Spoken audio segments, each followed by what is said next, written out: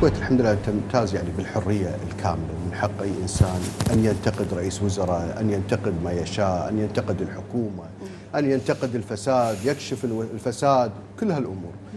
لكن وصلنا في الاشهر الى المساس بالذات الاميريه، وعندما يعاقب القانون قال لك هذه دوله بوليسيه ودوله اعتقالات.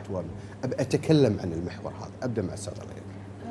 طبعا احنا نعرف السناد الى الدستور والسناد الى القوانين الذات الاميريه لا تمس، وان المفروض يعني ان ما حد يتعرض لها في اي كلام كان، ولا يتشكك مدى ولاء الامير مثلا الى او حبه الى الوطن.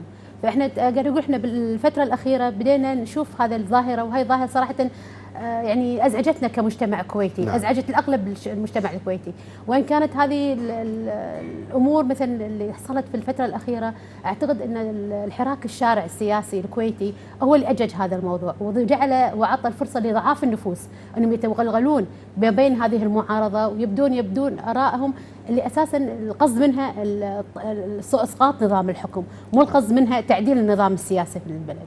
فاحنا قاعدين نتخوف من هذه الظاهره صراحه، بالعكس احنا نشد على ايدهم بالعقاب، لان اساسا في قانون ويعاقب اللي كل يمس الذات الاميريه، لها حق عقابه، والقانون ولا يجرب هذا الشيء. يعني لما يمس الذات الاميريه طبعا مو او يعني يقول كلمات يعني جارحه في حق اشخاص. نعم احنا قاعدين نقول فقط مساله المساس بالذات الاميريه تعقيبا على كلام استاذتي ليلى راشد، وانما فقط كذلك عندنا الحين مشكله المغردين اللي احنا امام ضياع للشباب الكويتي.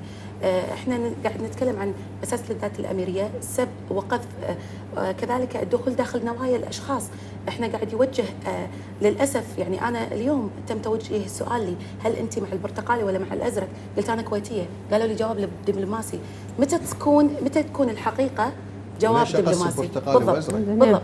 فتم ان اي شخص قاعد يوجه له قاعد يتم توجيه له انك انت متهم بالخيانه، متهم في القبيضه، متهم بالارهاب الفكري الاعلامي. بالضبط. بالاضافه الى ان المساس بالذات الاميريه والمساس بكرامات الاشخاص من خلال التغريدات، وعدم تطبيق القانون كذلك على مسطره واحده. نشوف بالنسبه حتى حق المغردين، بالنسبه للنساء والرجال، مع ان انا امراه، ولكن انا اقول ان كل شخص يقوم بفعل معين مخالف للقانون لابد ان يتم تطبيق القانون عليه بشكل واحد على دولة قانون ومؤسسات. نعم. بعدين احنا شفنا للاسف يعني حزن صاحب السمو من خلال خطابه بعد حل مجلس الامه، ان كيف تقولون باننا دوله قانون في ظل وجود اكثر من 25 قناه تلفزيونيه، وفي ظل وجود اكثر من 50 يعني ما بين الجرائد وما بين المجلات الورقيه. فبالتالي خلال ظل كل هذه الحريات تتكلمون عن القمع. اين القمع في المجتمع الكويتي؟ يعني احنا نبي نتكلم شنو شعار الصحافه، جمعيه الصحافه؟ السلطه، الحريه، ولكن الحريه بحدود وليست مطلقه. الحريه ليست مطلقه.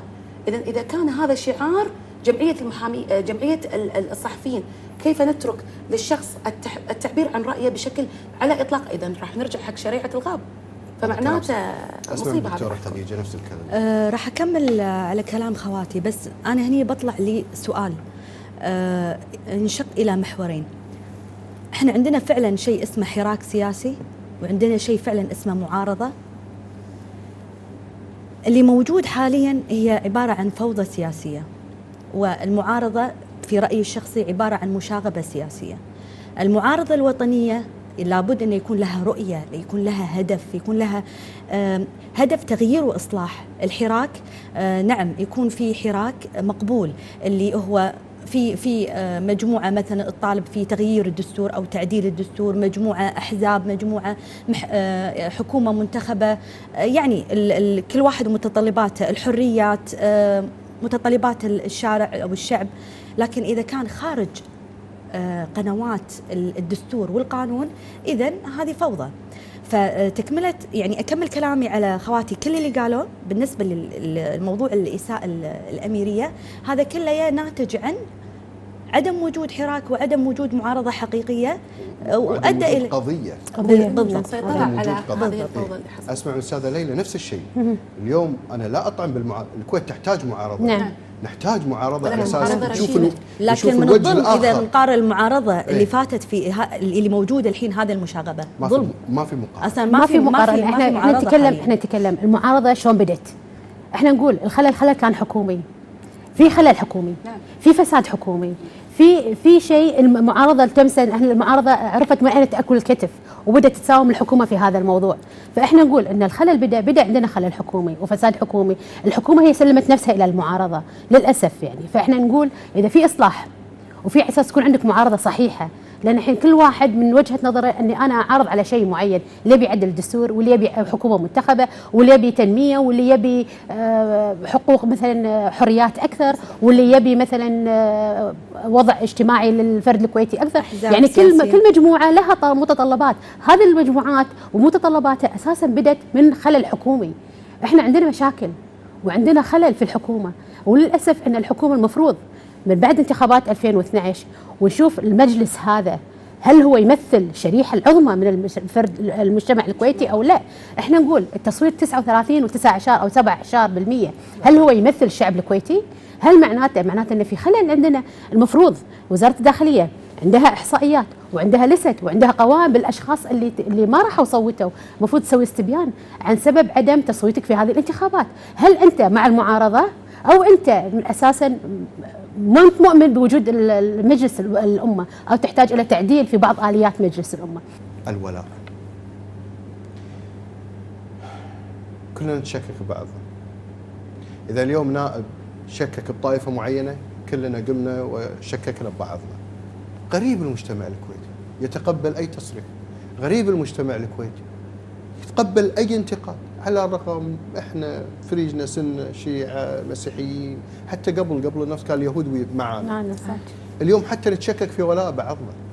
ليش وصلنا لعملية التشكيك مع أن نسيج واحد ما كنا نسمح؟ هو التشكك وهي سياسة التخوين اللي موجودة حاليا مو بس في المجتمع الكويتي، هو موجودة على مستوى الوطن العربي ككل. بس واضحة عندنا. لا ليش؟ احنا بسرعة احنا ممكن لان احنا مجتمع متقارب من بعضه، وسائل الاعلام تضخم بعض الامور.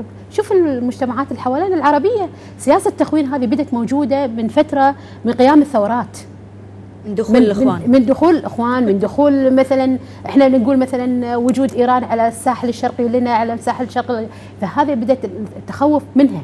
عرفت شلون؟ بدأ التخوف من الاخوان السياسيه الخارجيه بدأت تاثر علينا. من بدأت الثورات العربيه بدأت تاثر علينا، احنا ما كان عندنا هذا التوجه ابدا. احنا متى بدأنا نتغير؟ بدأنا قبل 3-4 سنين فقط، ما كان هذا موجود. التخوف اللي عندنا تخوف من مد الاخوان والتخوف من مد الايراني علينا في المنطقه، هذا التخوف اللي موجود. خاصه عندنا في البحرين بدينا شفناها يعني من 3 سنوات انتقلت مشكله في البحرين، صارت عندنا مشكله بالكويت. يعني العراق لا تنسى، مصر بين الأقباط، ما الأقباط والسلف والإخوان. يعني إحنا نشوف ظاهرة عربية، ما هي ظاهرة كويتية فقط لا غير، وما نقدر نعمم على أنها ظاهرة كويتية فقط. فإحنا لازم نشوف المجتمع الخارجي للكويت ونبدأ نحكم ليش إحنا وصلنا لهذه المرحلة. هذا امتداد سياسي خارجي، ما هو امتداد سياسي من الكويت. ليش استقبلنا هالسياسات الخارجية عندنا؟ شنو احنا مثل السفنجة نتقبل أي شيء؟ ما زال في ضعف نفوس، يعظمون بعض الأمور ويكبرون بعض هذا، برغم بس على الواقع ما هي موجودة. لاحظنا احنا كمجتمع كويتي ما عندنا هذا الشيء. ما زال جارك شيعي واللي سني واللي بدوي واللي حضيري، كلنا متعاون. هذا تويتر، هذا كل واحد عنده راي، هذه افكار مسمومه يحاولوا يبثونها بطريق غير مباشر في افكار الشباب فقط لا غير، لزعزعه الامن المجتمع الكويتي فقط. اما كان ارض الواقع احنا قاعدين نشتغل وقاعدين نروح وقاعدين نعيش حياتنا طبيعيه جدا. عندنا قانون الوحده الوطنيه قرر اليوم مجلس الامه، ان شاء الله يتفعل. ان شاء الله يتفعل، بس طريقه تفعيله شلون راح تكون؟ احنا في قوانين تقر تنفيذيه المفروض، بس كان لوائح تنفيذيه لما تروح التطبيق تروح باتجاه اخر. انت قاعد محاميه تدرين بين الصفوف، ايش قاعد يصير؟ استاذه مليك، الولاء. انا بالنسبه لي يعني اعتقد انه لا يوجد كويتي امراه او رجل او طفل الا ولاء ينصب بالنهايه للكويت. لو في شيء يقرب او يمس من الكويت كلنا بنفزع الكويت وبس. وهالشيء نقدر نشوفه حتى الحين من خلال كرة القدم، الكل قاعد يروح والكل يشجع مع بعض والكل قلبه على فوز الكويت وبس. إذا بتتكلم عن مسألة التغريدات السياسية ولا يعني الدراسات كلها أثبتت أن الشخص من خلال تعامله مع التويتر قاعد يستخدم فقط 6% من قدراته فقط. الشخص 100% عنده قدرات قاعد يستخدم 6%. لا هو قاعد يتكلم ولا هو قاعد يحرك يدينه ويتفاعل معك فبالتالي يقنعك، ولا هو قاعد تشوف انت تعابير وياه فبالتالي انت قاعد تنفعل معه. الشخص مع احترامي الشديد لك ممكن يكون في البيت منسدح على فراشه، فكره مو مقتنع فيه، قرا شغله بالجريده كتبها، سمع شغله من يارا كتبها، قد يكون لزياده عدد المغردين وهذه هبه جديده. زين انا ابي ازيد عدد المغردين فانا ابي اتوجه لنهج معين ابي استقله، فبالتالي انا ابي اكون لي جزء من انواع الشهره فابي اوصل له، بالاضافه الى الاشخاص ضعيفين النفوس اللي قاعد يمشون وراء طائفه او وراء قبليه او وراء فكر معين، فانا امشي وراهم بدون ما افكر. بس ايدين السياسه يعني وجهه نظر استاذ راشد وجود ان هنا هذه عمليه سياسات خارجيه قاعد تدش عندنا. توجد بعض الامور اللي نلقى ان هناك اثار من السياسات الخارجيه قاعد تتاثر عندنا. منو ينقلها؟ منو ينقلها؟ طبعا هناك وسائل الاعلام، وسائل الاعلام، افراد، نعم في افراد وكويتيين، في افراد وكويتيين يتحملونها، وقد يكون ولائهم في هالحاله قد تم بيعه. أنا أقول لك إياها، هناك ضعاف نفوس، ولكن احنا للأسف سياسة التخوين والولاء اللي أنت قاعد تتكلم عنها قاعد تعمم على الشارع الكويتي. الحين أنت إذا أنت قلت أنا سأشارك إذا فأنت تكره الكويت وقاعد تخون الكويت، وإذا قلت له نشارك فأنت خائن، أو أنت كويتي، أو أنت لا والله اثبت انك انت فعلا ولاءك للكويت، وانك انت فعلا ما عمرك في يوم من الايام قبضت شيء، وانك انت ضد اي سياسه وضد الحكومه. احنا بالنهايه الدستور حطينا على اساس يكون في تساوي وتكافؤ وتعاون فيما بين السلطتين، ما استقل انا سلطتي في الرقابه على السلطه التنفيذيه بحيث اني انا اعطل التنميه في كل شيء. من ضمن القوانين اللي ما زال طاف عليها يمكن 6 سنين داخل الادرج قانون الطفل، في الحين ان الدول الاخرى تم تفعيله، من ضمن السعوديه اقر قانون الطفل وبدا تدريسه. صراعاتنا السياسيا بالضبط بسبب الصراعات التنميه وقفت عندنا، كل شيء وقف عندنا. احنا نطالب ان اذا تم التعاون فيما بين السلطتين والحكومه انجزت والحكومه انجزت ساعدت السلطه التشريعيه في تشريع القوانين وتفعيل القوانين السليمه لمصلحه الشارع الكويتي ودوله الكويت، وبالنهايه عندنا المجتمع الكويتي الفئه الصغيره. خلونا نحتوي ابنائنا شبابنا بدل لا يروحون المجمعات، بدل لا يمسك لك التليفون كنا مدمن حمد او شكر، ما يشيلون عينهم من هالتليفون. خلنا نعطيهم شيء ثاني. ليش ما كنا كذي قبل؟ صار فيلم الصمت. ما كنا كذي قبل للاسف. دكتوره خديجه، الولاء يعني استاذه ليلى تشير الى نقل سياسات، وانا قلت حق استاذه خارجيه، قلت استاذه ليلى البحر، قلت لها ايضا استاذه مريم، قلت لها ايضا هناك افراد كويتيين هم من ايضا يتداولونها، وايضا من يزكي النار يعني يزيدها. ليش عندي التخوين والولاء؟ انا اتفق مع استاذه ليلى ان في تاثير من السياسات الخارجيه، او بمعنى اصح الثورات العربيه اللي اساسا مبنيه على اخوان المسلمين، لهم دور كبير في هذا الموضوع. احنا السؤال ليش استقبلنا جيل اللي قبل الغزو، ليش اختلف عن ما بعد الغزو؟ ليش؟ هني السؤال اجابته ان اللي صار ما بعد الغزو مختلف عن قبل الغزو. احنا انولدنا بالفطره، عندنا عشق رباني من رب العالمين إلى الأسرة وإلى هذه الأرض وإلى القيم وإلى الاحترام الكبير والصغير. في قيم أخلاقية قبل لا تكون يعني إسلامية وأخلاقية، لا الحين يقلبون علينا يقولون قالت الأخلاق قبل الدين.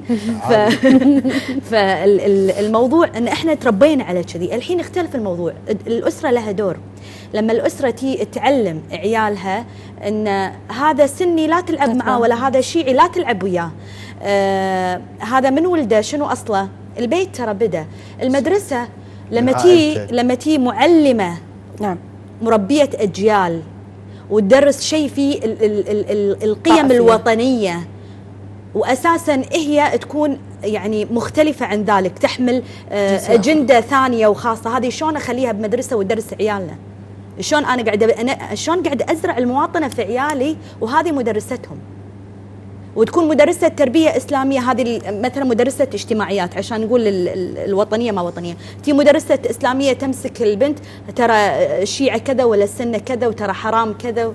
يعني الأساس إحنا نقول البيت يتكون من عندنا الأسرة، بيت الدولة. الأسرة ما بعد الأسرة أني لوزارة التربية، من بعد وزارة التربية يجينا الإعلام اللي إحنا عندنا بعض من الإعلام الفاسد. أنا ما أدري حتى مع احترامي لكم وللقناة ولكم مذيعين، في إعلام يعني أنا ما أدري شلون صار مذيع، يعني جمل ما يعرف يركبها على بعض، فما بالك أنت جاي تطلع تتكلم باسم الوطنية. ليش تتكلم بالوطنية؟ أنت شوهت الوطنية. انا يعني في قنوات وفي ناس يطلعون من كثر ما انا اتضايق احتر على ديرتي وعلى عيالي انه يطالعون كذي مناظر. شوهوا الوطنيه، شوهوا الاعلام والاخلاق، كل شيء شوهوه. فنرجع ان قلت لك الاسره، المدرسه، الاعلام، اني بعدين التجمعات السياسيه اللي طلعت اخر فتره ما شاء الله. انا ترى ارد واقول لك ما عندنا شيء اسمه حراك شباب، ما في حراك شباب، بس في حراك شباب لما يكون يعني وفق نظم معينه راح اعترف فيه. ما طول ما هو طالع كذي كأنه هوشه فريج ما اعترف فيه. اني التجمعات السياسيه بين فريجين في تجمع، هذولا يعني انا ودي ان تكون التجمعات تبع لجمعيه معينه، تبع للدوله، وزاره، يعني تكون تبع في رقابه. ما يصير كل بيتين بينهم فريج حاطين تجمع ولامين الشباب وقاعدين حيل يغيرون في افكارهم وفي خططهم. وين الاسره ايضا؟ ما احنا الحين قلنا من الاساس ان الاسره عندها مشكله. احنا قلنا اساسا البدايه من الاسره، القيم اللي عند الاسره تغيرت. تدرجنا لحد التجمعات هذه، هم هي اثرت. مراقبه خطباء المساجد هذه لازم نحط بالنا عليها، والجمعيات الإسلامية، جمعيات النفع العام اللي حتى هذه تحولت، حتى الأعمال التطوعية هم تحولت. الولاء فعلا. أنا عندي قضية بين سنة وشيعة في الكويت، ولا هو فقط عبر التويتر؟ سكتي؟ سكت لأني أبي أختار المصطلح المناسب عشان ما أجامل. أنا قلت لك في البداية إحنا ما نشكك في الولاء وما راح أزايد، لكن قلت لك أنا اختلف جيل عن جيل مع تأثير السياسة الخارجية، مع تأثير مخرجات بالذات المجلس اللي فات. إيه في عنصرية، بس موضوع مو سنة وشيعة، موضوع صار قبلي حضري. أوكي. يعني بين بالانتخابات قصدك الدوائر الثلاثة كانت فزعة حضورية والرابعة والخامسة كان هناك نوع من المقاطعة يعني. هم حولوها كذي، لكن على أرض الواقع مو كذي. هي أساسا صارت في تفرقة بين الناس بينهم بين بعض. إنزين وحتى بدت من موضوع مشكلة البحرين، بدت مع مشكلة سوريا. صار اللي يدافع عن البحرين يتبع إلى طائفة، واللي يدافع عن سوريا يتبع إلى طائفة، رغم أن إحنا في النهاية قاعد ندافع عن إنسان، سواء كان هني أو هني قاعد ندافع عن قضية إنسان قاعد يتعذب، سواء كان من البحرين أو من سوريا. هذه نقطة. النقطة الثانية، الحين بعد الموضوع المشاغبة السياسية، ما راح اقول معارضه الصراحه عندك حكي بس ما تبي تقولين. عندك حكي ما تبي اقول قاعد ومعطيه وقاعد نغني باقي وياي 5 دقائق. معاك محاميين. ايش اللي عندك؟ يبا في انا اللي يعني خلينا نواجه ان هناك في مشكله، في ظلم وفي عنصريه وفي كل شيء. والدليل الخطابات اخر خطابات اللي طلعت واللي انظلم فيها، واللي طلع كلام على منطقتين وغيرهم. يعني في ناس وايد، يعني في مشكله، في تجريح قاعد يصير في كرامه الانسان الكويتي. كرامته مو بالمسيرات ولا بالبرتقالي ولا بالمهايط وبالخطابات اللي ما فيها سقف اللي جابتنا ارض. الكرامه اكبر من كذي.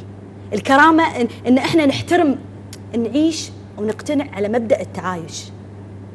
البعض ما يبي التعايش. لا ما يبي التعايش، يبي دولة بروحه، نحط له دولة وهو وأميرة وربعه يقعدون. وصلت الرسالة. طيب أحمد، القانون على المقاطعة، يمكن ما دام في مسيرات، ذكرتيني بسؤال المسيرات، هل تعتقدين يعني راح يكون سؤالنا الأخير موجه لكم، تعتقدين المرأة الآن أصبحت من الوعي السياسي بأنها ترفض؟ يعني مثلا المسيرات الأخيرة، يمكن احنا حطينا تقارير مع أبو أحمد إن المسيرة طلعوا الريايل الحريم وعيالهم، يبوا حريمكم وعيالكم. هل المرأة عندها وعي أنا طالعة مع حريم وعيال؟ ليش؟ انا اطلع مع عيالي ليش؟ لا انا ما راح اطلع، انا مو مقتنعه معاك. هل وصلت لهالمرحله ولا يلا خلينا نطلع؟ لا في حريم اللي طالعين كل واحده دقيقه تجاوب على في حريم اللي طالعين اغلبهم عندهم توجه وعندهم فكر. نعم. يعني النساء الكويت ما هم اقل مثلا ذكاء او انه فطنه او انه مثلا ممكن يتحكم فيها الرجل انه بحيث انها تقط نفسها بالتهلكه، تعرف انه مثلا راح تعرض الى مثلا مقاومه من جهات الامن او شيء من هالنوع. فلا تتوقع ان المراه الكويتيه بهذه السجاده. انتم قاعدين تشبهون المراه بانها تقاد كالخراف، وهذا كلام ما هو صحيح. اغلب النساء اللي طلعوا كان عندهم توجه وعندهم فكر سياسي وعندهم توجه سياسي. خلينا نقول 60-70% منهم، الباقيين يعني انت تتوقع انهم رايحين كذي؟ لا مستحيل. لا والله في منهم في توجه، في نساء تعرف ليش رايحه وتعرف اسباب خروجها الى هذه المظاهرات. النساء الكويتيات ما هو صغيرات عقل، يعني لا تطلعونا بهذه الطريقه. لا تطلعونا بهذه الطريقه، ما نطرح الموضوع ونشوف. لا ما زال ان في نساء رايحه بارادتها، مو قصدا. يعني المراه طالعه بارادتها. استاذه مريم، انا اعتقد ان اخالف بهذا النقطه الاستاذه ليلى. اعتقد ان تم استخدام المراه كدر لمحاوله اثبات انها قضيه انسانيه وقضيه وانها مسيرة سلمية. والدليل على كلامي هذا أن لم تساق فقط النساء ولكن النساء والأحداث والأطفال. احنا أمام شباب وأمام أطفال وأمام نساء. ولا ننسى الصورة اللي انتشرت يعني في كل مكان وشفناها كلنا، أحد النواب السابقين لما احتمى في امرأة، وهذه جرحتنا كلنا. نائب ويطالب بأنه إسلامي ولكن يحتمي في ظل المرأة. إذا تستخدم المرأة كدروع بشرية. أنا وجهة نظري أنها تستخدم كدروع بشرية. اتفق مع استاذه مريم ان استخدمت المراه وصارت كرت بالنسبه لهم. نعم. طبعا واتفق مع استاذه ليلى ان في البعض منهم عارف هو شنو يبي، لكن في البعض لا، لان في عندنا ثقافات متعدده، ففي ناس ماشيين على ثقافه معينه. في سؤال يطرح نفسه الحين، في بعض من الاسلاميين من المعارضه اللي كانوا دائما ذابحين بالصوت العالي، ممنوع الاختلاط، ممنوع ما ادري شنو في الجامعه، العمل ما ادري شنو، اشوف في المسيرات اختلاط، وفي بعد دعوه البيات. انا ما ادري وينهم هني. صار ضغط والغوا البيات. بس اساسا لما طلعت الدعوه، اساسا انت انت اسلامي وكنت تطالب في انه ما يكون في اختلاط، شلون انت اليوم رضيت؟ وفي المسيره في الصور واضحه انهم ينبعض. يعني انا ما ادري شلون هذه تناقضات. لا والسؤال الحين بس اخر شغله اختمي زين، اخر شغله واختم. احد النواب السابقين من المجلس المبطل عطى تصريح، كتب او قال فيه انه يطالب وزاره الداخليه في عدم التعرض الى السيدات في المسيرات. انا استغرب لما يكون نائب ويعني وعنده تاريخ انزين انه يطلب هذا الطلب. شرطه نسائيه اولا، علاج الشرطه النسائيه. ثانيا المخالفه هذه اللي هي طلعت مسيره غير قانونيه، هذه مخالفه لا تقبلها لا القوانين الدوليه ولا المحليه. انت شلون تطالب في واحد يخالف القانون والله عشان مره؟ ليش هني صار مره وريال؟ نعم. لا، المخالفه والفوضى على الاثنين. وصلت.